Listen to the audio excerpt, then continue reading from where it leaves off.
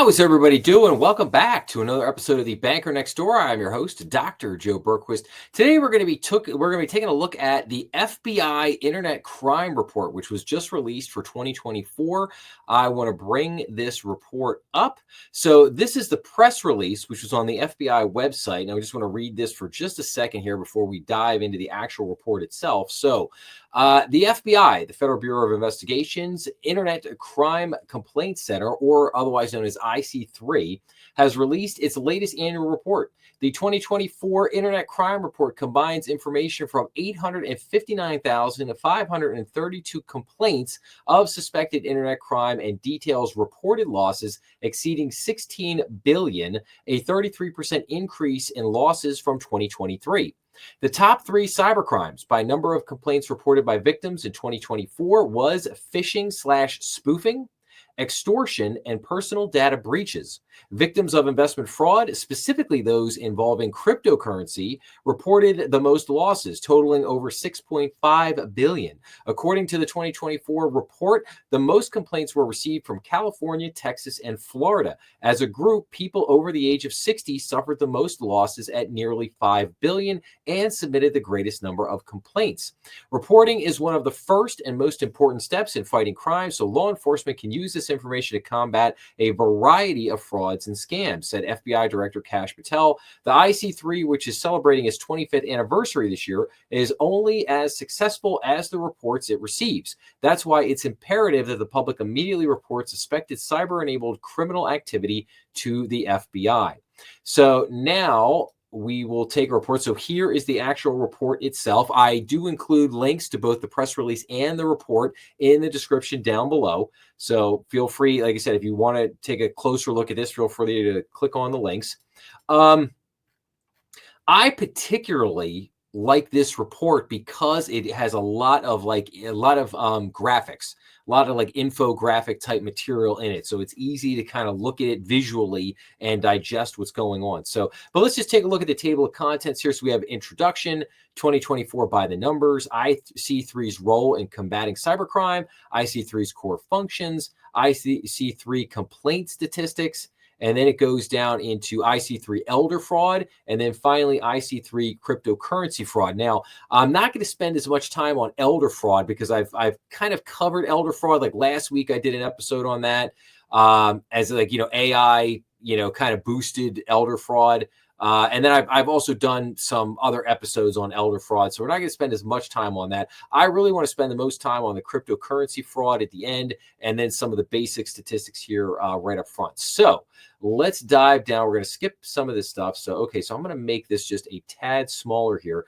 So what are the top line numbers for 2024? So 859,000 plus total complaints, 16.6 billion in total losses, a 33% increase from 2023, 256,000 plus complaints with actual losses, and the average loss was $19,372. And now we cover IC3's role in combating the cybercrime.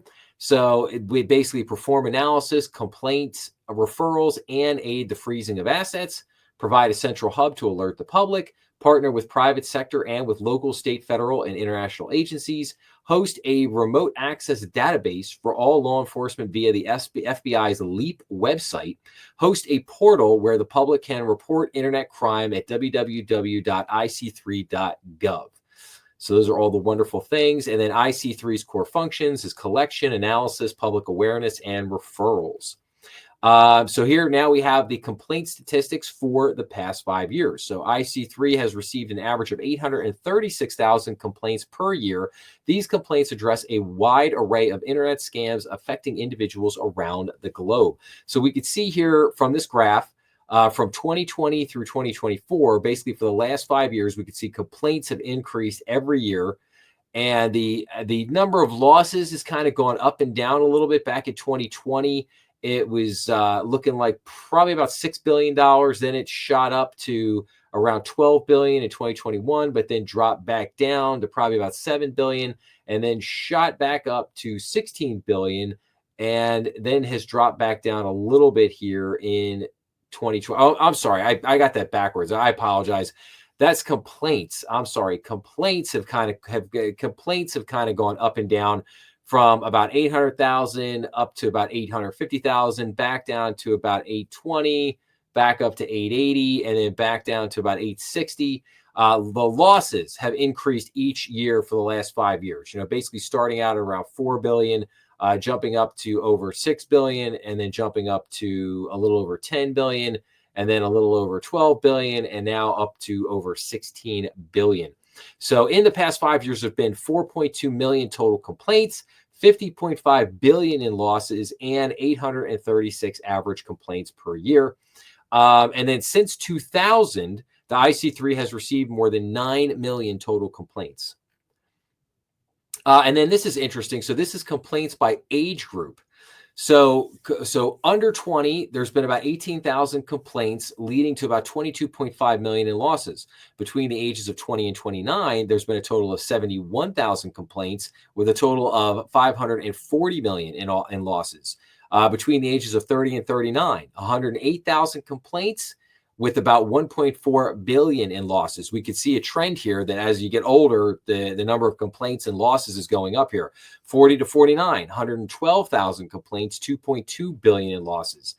50 to 55, 84,000 complaints, but 2.5 billion in losses. And then finally, 60 plus, 147,000 in complaints and 4.8 billion in total losses. So obviously elder fraud is really big, and targeting people, basically senior citizens over the age of 65, is one of the main, one of the main demographics of basically criminals out there. So, and then here we go, the crime types. So by complaint. So the number 1 is phishing and spoofing. Number 2 is extortion. Number 3 is personal data. Non-payment, non-delivery, investment, tech support, business email compromise. That's a huge one. That's one I talk about all the time. BEC, business email compromise. Identity theft, employment, confidence/romance scams. We've seen a lot of that. Government impersonation, credit card check fraud, harassment/stalking, real estate, advanced fee, crimes against children, lottery, sweepstakes, inheritance, data breach, ransomware, overpayment, threats of violence. So it kind of, runs down the list. But obviously, phishing and spoofing, the big main ones right at the top: extortion, and then personal data breach, non-payment, non-delivery, big one, investment, and then tech support, and then business email compromise, identity theft. I mean, those are kind of the main culprits there, if you will. So by complaint loss, the amount of money, investment leading the way at 6.5 billion.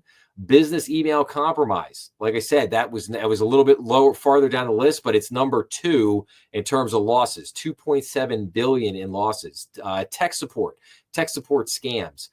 You get all those the Geek Squad. You get all those fake Geek Squad emails. Oh, we got tech support. You owe us a bill, whatever. So 1.4 billion. Personal data breach, also right behind it at 1.4 billion. Non-payment, non-delivery, 758 million. Confidence romance, 672 million. Government impersonation, 405 million. That's the, you get the guy, I'm calling from the IRS and you owe us money, you need to pay up. So again, looking at a lot of this stuff, but it's interesting that the number 1 complaint was phishing and spoofing, but yet phishing and spoofing is way down on the list with only approximately about 70 million in losses, which is, obviously investment, fake investments, and then business email compromise are the 2 biggest ones right there, followed not too far behind by tech support and personal data breach. So again, it's just interesting to look at some of this stuff and break down some of these things. Cyber-enabled fraud. 333,000 complaints, 13.7 billion in losses, 38% of 2024 complaints, and 83% of 2024 losses. Trends: call center scams. FBI warns of scammers impersonating cryptocurrency exchanges. Emergency scams. FBI warns of scammers targeting senior citizens in grandparent scams. Toll scams. Smishing scam regarding debit debt for roll told services. That's a lot of text messages right now. Scammers use couriers to retrieve cash and precious metals. So gold courier scams. So a lot of scams out there. Cyber threats. Top 5 ransomware variants by IC33. So Akira was number 1. Number 2 was Lockbit. Number 3, Ransom Hub. Number 4 was Fog. And number 5 is Play. So cyber threats to critical infrastructure. So ransomware and then data breach. And we can see data breaches were kind of down. Well, actually, not really. When you kind of look at this, it's just like the different types of things that are on here. But yeah, 1.57 billion in losses from cyber threats. Critical infrastructure, 4,800 complaints. ICB recovery asset team. So 3,000 complaints, 848 million attempted theft. Domestic 2,600 complaints, 469 million in frozen assets. International 369 complaints, 92.5 million in frozen assets, a 66% success rate. And then it looks at a chart here, the financial fraud kill chain, 5 years. So domestic loss, international loss, domestic frozen, international frozen. We can see these things have really jumped here in the last 5 years, all these categories. And then we have like positive impact here. And like I said, we're going to go down. Oh, here we go. What is this? This most, I'm going to go down here. I want to see the top states. Okay, overall state statistics. So complaints by states. Top 5 in terms of complaints. Number 1, California. Number 2, Texas. Number 3, Florida. Number 4, New York. And number 5, Pennsylvania. Obviously, all, a lot of states included on here, as well as like, Virgin Islands, US, Guam, things like that.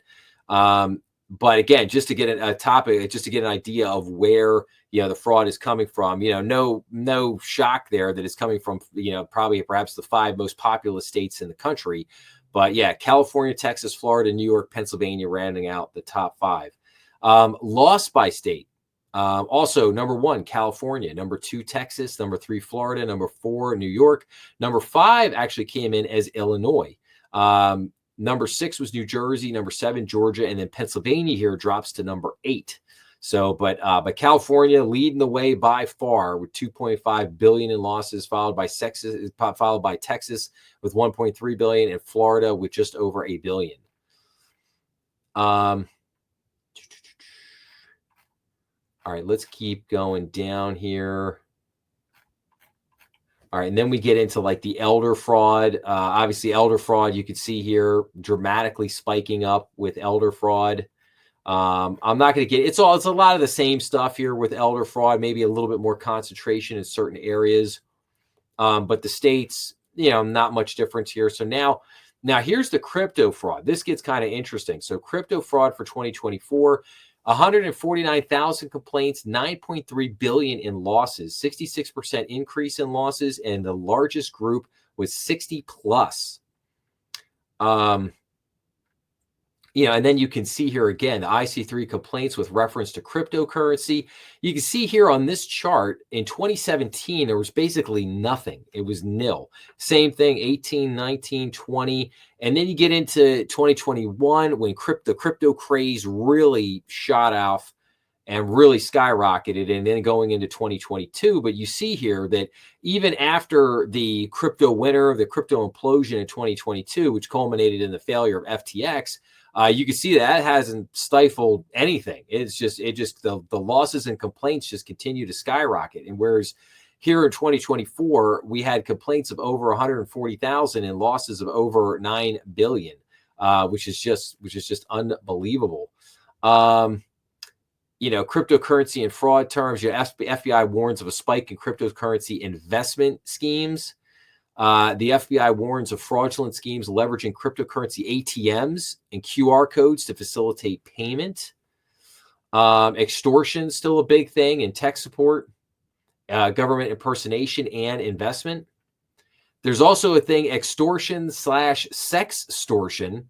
Malicious actors manipulating photos and videos to create explicit content and sextortion schemes. That's kind of crazy. And then crime types with the cryptocurrency nexus. So extortion coming in at number 1, investment number 2, personal data breach number 3, tech support, employment, phishing slash spoofing, confidence slash romance scams, government impersonation, and then non-payment slash non-delivery, kind of rounding out the number 1 top items.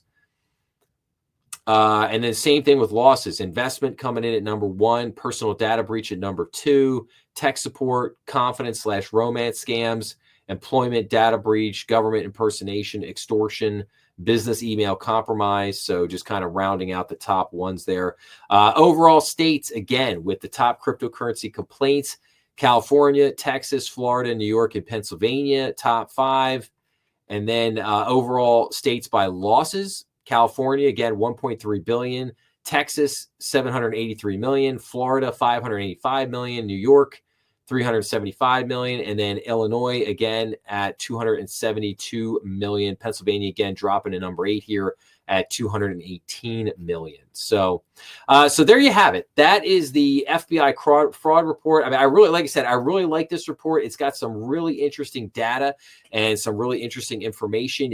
Once again, you get a great view and understanding of like what are the crimes going out there, what are some of the major weapons that criminals use to get at you. Obviously, email, big one, texting, another big one, but just, there's just so many scams out there right now. So it's best to just be very aware and remember that even though there's a lot in the middle, which is in the middle, I would classify as people between the ages of 20 and 60. But, the main focus is on elder fraud. But you also got a lot of younger fraud there too. You got a lot of teenagers and people 18, 19, 20 years old. They get nabbed in a lot of stuff as well. So again, best to just be aware of this stuff. So with that, I will wrap up and basically say, if you like this episode, please make sure to like, share, and subscribe, as that always helps the channel. Remember, we are on YouTube, Rumble, and all major podcast platforms. Please be sure to leave your comments down below, as I love getting back to everybody. And as always, make sure to check out some of the other content on the channel. I hope everyone has a great day out there, and I will see everyone again real soon. Thanks a lot.